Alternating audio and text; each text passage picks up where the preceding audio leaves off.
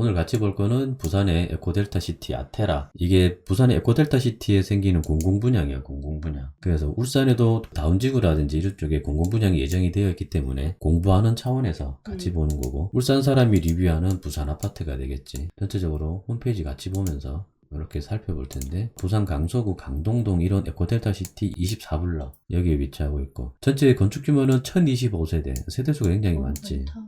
지상 16층, 여기가 김해공항이기 때문에 너무 높은 층까지는 못 지을 거야 아마. 그래서 너무 높지는 않고 지상 16층까지 있고, 전용 면적 59랑 84 두 가지 타입으로 구성이 되어 있어. 자, 아테라 브랜드는 금호건설에서 금호어울림에서 아테라로 브랜드를 변경을 한 거야. 울산에도 보면 저기 문수로 금호어울림이 분양할 때는 문수로 금호어울림으로 분양을 했다가 아테라로 다시 변경을 했거든. 이제 금호건설에서 브랜드를 변경을 할 때 아테라로 변경을 했어. 그래서 지금은 다들 문수로 아테라 이렇게 얘기를 해. 그래서 울산에도 아테라 브랜드가 있는 거야.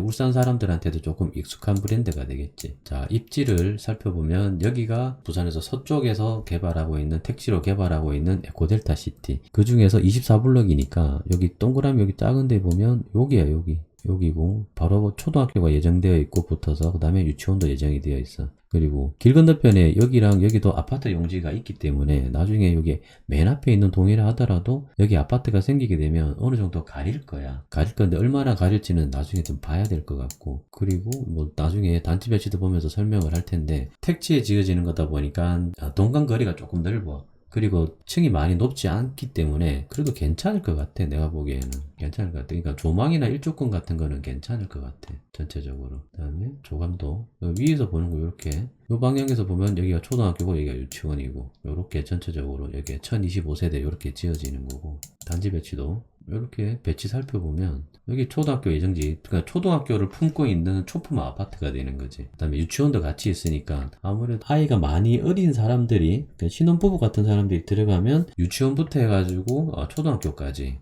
이렇게 다 커버가 가능한 거지. 그리고 500세도 넘기 때문에 단지 내에도 어린이집이 들어갈 거란 말이야. 그러니까 단지 내부에서 어린이집을 보내고 유치원 보내고 초등학교까지 커버가 가능한 거지. 그리고 신규 택지에는 아무래도 젊은 사람들이 많이 갈 수밖에 없어. 가격적으로도 좀 싸고 나중에 입주할 때도 전세가가 좀 낮을 수도 있기 때문에 젊은 사람들이 많이 선호를 하고, 이쪽 지방권역 말고도 수도권 쪽도 가면 신도시에는 젊은 사람들이 많은 건 당연한 거잖아, 그지? 아이들도 많고. 그리고 전체적으로 봤을 때 내가 보기에는 여기도 괜찮은 것 같아. 그 다음에 여기도 괜찮아. 오른쪽 라인도 맞은편에 도로 건너편에 아파트가 생기더라도 어느 정도 거리감이 있기 때문에 꽉 막히지는 않을 거거든. 그리고 앞에 건물이 생겨도 그림자 떨어져도 이렇게밖에 안 떨어질 것 같거든. 그래서 이런 쪽도 괜찮을 것 같고, 뭐 여기 유치원 쪽에 바라보고 있는 이제 109동 같은 거, 그 다음에 여기 학교 바라보는 116동 같은 거, 요게 아마 59 타입이고 요건 84 타입일 거거든. 건물을 뛰어넘는 눈높이 정도, 그러니까 중층 이상이어야 되겠지. 중층 이상 정도면은 괜찮다고 보고, 그리고 조금 여기 단지 배치도 살펴봤을 때 눈으로 봤을 때도 동간 간격이 조금 넓어 보이거든. 이렇게 동간 간격이 좀 많이 넓어 보인단 말이야. 여기도 보면 좀 많이 넓어 보이거든. 그래서 단지 내부에 조경이 좀 잘 되어 있고, 이런 것들 보면 수목 같은 거 많이 심어져 있으니까 층이 좀 낮더라도 이런데 뒤에 가는 것도 괜찮은 것 같고, 그리고 이게 많이 높진 않아. 층이 막 25층 되면 앞에 동 때문에 이게 시선이 이렇게 막히니까 좀 답답한 면이 있는데, 전체적으로 많이 높진 않으니까 이렇게 햇빛 들어오는 거라든지 상부 쪽으로 하늘이 보이는 면적이 더 넓을 거거든. 그래서 개방감도 좀 괜찮을 것 같고, 그래서 완전 저층이 아니면 내가 한 중층 이상이 되면 이런 뒷동도 괜찮은 것 같아. 내가 보기에는 이런 뒷동도 중층 이상 정도만 되면 괜찮은 것 같아. 단지 배치도 봤을 때는 전체적인 그런 느낌이고, 그 다음에 단지 특화 부분은 뭐 이렇게 요즘 신도시에 많이 들어가는 거니까. 그리고 특이한 게 여기 스카이 라운지가 있거든, 게스트하우스하고. 울산에도 다운이죽에 우미련 어반파크 보면 스카이 라운지랑 게스트하우스가 있거든. 거기는 앞에가 역사공원이 있기 때문에 그 앞으로 뻥 뚫려 보일 거야. 근데 여기는 스카이 라운지가 단지 중간에 있더라고 보니까. 그게 조금 의아하긴 하지. 여기에 있거든. 그래서 층도 높지도 않고 단지 중간에 있기 때문에 이 스카이 라운지에서 조망이 어떻게 보일지는 모르겠어. 근데 뭐 이런 커뮤니티 시설, 주민 편의 시설이 있다는 게 괜찮은 거니까. 그리고 커뮤니티 보면 여기 피트니스, 체육관 뭐 있을 건 다 있어. 있을 건 다 있어. 골프 연습장도 있고 있을 건 다 있어. 이렇게 보면 있을 건 다 있지. 피트니스 있고 GX램 있고 골프 연습장. 근데 여기 스크린룸은 따로 없어. 요즘 신도시에 짓는 아파트들 보면 여기 스크린룸 같은 거 방 하나 해가지고 이제 스크린 게임 할 수 있게 그렇게 하는데 스크린룸은 따로 없고 골프 연습장만 이렇게 있어. 여기 보면 다목적 실내체육관 여기 좀 눈에 띄지. 지금 여기 아까 봤었던 여기 스카이 라운지랑 게스트하우스 이렇게 게스트하우스는 2개 있네. 하고 스카이 라운지 있고 그거는 어린이집이랑 여기 경로당 그다음에 공동육아시설 뭐 다 함께 돌봄센터 같은 거 있으니까 단지 내부에서도 이제 어린이집이 있으니까 아이가 어린 사람들은 단지 내부에 있는 어린이집을 보낼 수 있겠지. 그리고 뭐 시스템 같은 건 안 봐도 되고 평면인데 여기 평면이 되게 많아. 되게 많은데 몇 가지만 전부 다 보면 좀 그렇고 몇 가지만 보면 이거 59A 타입 59A 타입 59A 타입 59A 타입 같이 보면 눈으로 딱 봤을 때 전형적인 4베이 판상형 구조. 현관 들어와서 작은 방 여기 공용 욕실 그다음에 여기서 복도에 팬트리가 있고 거실 있고 주방 있고 그다음에 이쪽에 다용도실 그다음에 안방으로 들어가게 되면 안방 앞에 발코니 있고 파우더룸 드레스룸 부부 욕실 그다음에 실외기실은 이쪽 뒤쪽에 안쪽 드레스룸 안쪽에 이렇게 배치되어 있고 거실 보면 거실이 있고 여기 주방이 있고 여기 창문 샷이 있어서 이렇게 마통풍이 치는 구조. 59A 타입은 뭐 입댈 거 없어. 전형적인 판상형 구조, 4베이 판상형 구조이기 때문에 입댈 거는 없어 사실. 59B 타입은 타워형 구조, 전형적인 타워형 구조. 이건 59C 타입인데 이것도 보면 타워형 구조지. 타워형 구조. 59D 타입 이거는 세대수가 많지가 않아. 17세대밖에 없어. 여기랑 여기 요렇게 배치가 되어 있지. 보면 A타입과 비교하면 현관 방향만 다르고 4베이 판상형 구조, 마통풍 치는 구조 이렇게 되어 있으니까 방향 때문에 그렇긴 한데 얘도 좀 인기가 좀 있지 않을까. 남쪽이니까 이렇게 서향이 되겠네. 서향 서쪽 방향을 바라보는 배치가 되겠지. 그 다음에 84A 타입인데 눈으로 봤을 때도 판상형의 4베이 그 다음에 알파룸까지 있는 거. 침실 4번. 이거를 뭐 침실로 사용할 수도 있고 알파룸은 공간으로 사용할 수도 있겠지. 그건 개인적인 취향이니까. 현관으로 들어와서 여기 공용욕실, 침실 3, 침실 2, 작은 방 2개 있고 복도 따라서 올 때 여기 침실 4번이 있지. 그러니까 이거를 저기 요즘 모델하우스에 가면 여기 알파룸 공간을 알파룸으로 쓸 수도 있고 또는 이렇게 잘라가지고 여기에 팬트리 놓고 좀 지우고 다시 볼까?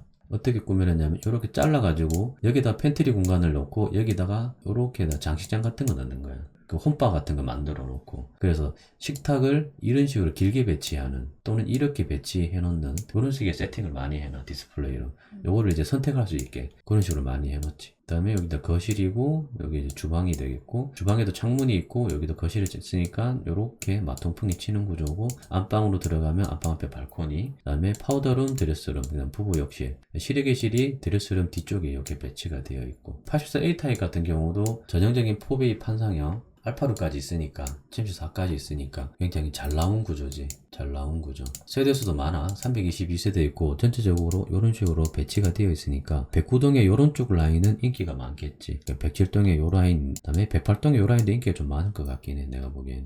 나중에 뭐 분양하고 나면 미분양이 나게 되면 저런 쪽으로 좀 먼저 빠르게 빠지겠지. 그 다음에 84B 타입 타워형 구조. 여기 알파룸이 여기에 있는데 조금 애매한 위치에 있지. 아마 이걸 방을 터서 이렇게 방을 넓게 사용하겠지. 아니면 그냥 여기는 팬트리로 사용을 하거나 또는 방을 터서 사용하거나 그 두 개. 내 개인적인 생각에는 팬트리가 없거든. 현관에도 팬트리가 없고 복도에도 팬트리 공간이 없기 때문에 아마 여기 팬트리로 사용을 해야 될 거야. 자, 84C 타입. 84C 타입도 타워형 구조. 여기도 눈에 띄는 게 알파룸이 여기 안방 옆에 있는 거. 이거는 100% PC방이 될 거야.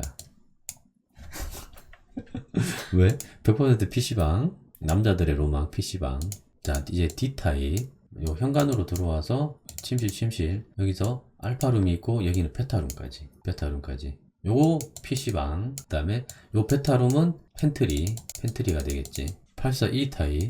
84야, 84. 큰 평수가 아니라고. 근데 이렇게 4베이 판상인데 알파룸 여기 있고 일로 나가면 테라스가 있지. 서비스 면적이 굉장히 많다는 거지. 테라스가 여기도 있으니까. 그래서 여기 한 세대 있는데 한 세대. 여기 인기가 많을 거야 아마. 한 세대 있어 한 세대. 딱 한 세대. 여기에 있는 거야 여기. 111동에 여기에 있어 한 세대. 그래서 청약을 했는데 84E 타입 한 세대에 통장이 120개 들어왔지. 와. 근데 이건 금액이 조금 높더라도 전체적으로 서비스 면적 같은 게 많으니까 내가 저걸 갖고 싶은 거야. 그래서 다른 타입들은 1순위에서 다 미달이 났는데 쟤만 경쟁률이 이제 120대 1이 나온 거야. 120대 통장이 가장 많이 들어갔죠. 전체적으로 나머지 타입들은 59 타입부터 해가지고 84 타입 전부 다 1순위에서 다 미달이 났어. 그래서 오늘 2순위를 할 거야. 근데 이게 미달이 날 수밖에 없는 이유가 있어. 여기가 공공분양이라 그랬잖아. 만 19세 이상이 무주택 세대 구성원만 가능한 거야. 무주택자만 가능해. 그러니까 보통 1주택자 같은 경우에도 이 청약을 1순위 청약을 하는데 다른 현장, 일반 현장 같은 경우는 여기는 공공분양이기 때문에 무주택자만 청약을 가능한 거야. 그러니까 울산의 다운이지구 같은데 공공분양을 하게 되면 무주택만 청약을 하기 때문에 무주택자만 청약을 하기 때문에 아마도 울산에도 경쟁률이 높게 나오기는 힘들 거야. 공공분양 현장들이. 요게 가장 커. 요게 가장 커. 이 모델하우스 이거는 보면 시간이 오래 걸리니까. 그 다음에 분양 일정. 모델하우스 오픈했고, 어제 1순위, 오늘 2순위. 이렇게 돼 있고, 뭐, 당발하고 서류 접수하고 정단계약. 그러면 5월 23일까지 정단계약이 끝나잖아. 이때 되면 나중에 이제 선착순. 미분양이 되니까 선착순 하겠지. 공공분양 현장 금액인데, 이렇게 보면 금액이 많이 높은 것 같지는 않아. 내가 봤을 때는. 그러니까 이게 다른 현장들 대비해서 에코델타 시티에 있는 다른 현장들 대비해서 내가 여기 최근에 거래된 것들도 같이 봤는데 강서자이라든지 이편한테서 이런 거 봤는데 많이 높지는 않은 것 같아. 근데 전체적으로 사람들이 입지를 보는 거지. 입지. 에코델타 시티 안에서도 입지를 보는 거니까 그 대비해서 조금 비싸다고 생각하는 것 같기도 하고. 그 다음에 여기 공공택지이기 때문에 분양가 상한제 지역에서 전매 제한이 1년이 있어. 발코니 확장비가, 이건 나 숫자를 잘못 본 줄 알았어. 200만원이야, 200만원. 129만원. 여기 59C는 하물며 98만 2천원이야. 이거 발코니 확장비가. 옵션 비용 아니야. 헐. 그러니까 발코니 확장비가 싸지. 그러니까 울산에도 보면 다운이지구의 우미린 같은 경우도 보면 발코니 확장비가 시내권역에 있는 발코니 확장비보다 훨씬 싸. 그 대신에 이런 유상 옵션이 많아. 유상 옵션이 되게 굉장히 많지. 사람들이 이걸 가지고 이제 옵션질이라고 얘기를 많이 하지. 옵션 같은 경우도 이렇게 패키지 형식으로 묶어 놓는 거야. 패키지로 다 묶어 놓는 거지. 그래서 유상 옵션 같은 경우는 이게 여기서 보고 내가 이거를 청약을 받거나 내가 이걸 뭐 미분양 때 나 줍줍을 하고 싶다 그러면 여기 모집권 거 꼼꼼히 봐야 돼. 이런 것들. 그리고 모델하우스 가가지고 실제로 내가 유상 옵션 부분은 다 눈으로 다 직접 봐야 돼. 그래서 확인하고 내가 선택할 것만 선택을 해야 되겠지. 왜냐면 이거 계속 선택하다 보면 금액이 점점 커지거든. 보통 분양가 상한제 지역은 이렇게 분양가를 많이 들어 올릴 수 없기 때문에 이렇게 옵션질을 많이 할 수밖에 없어. 그리고 여기 중도금 이자 후불제. 그래서 분양가에다가 확장비는 얼마 안 들어가는데 중도금 이자랑 옵션까지 생각을 해서 전체 금액을 생각을 해야 되겠다. 그래서 전체적으로 부산에서 공급하는 공공분양 현장 한번 스터디를 해봤으니까 나중에 울산에도 공공분양 현장이 들어오면 이런 거 접목해가지고 생각해 볼 수 있겠지. 오늘은 여기까지.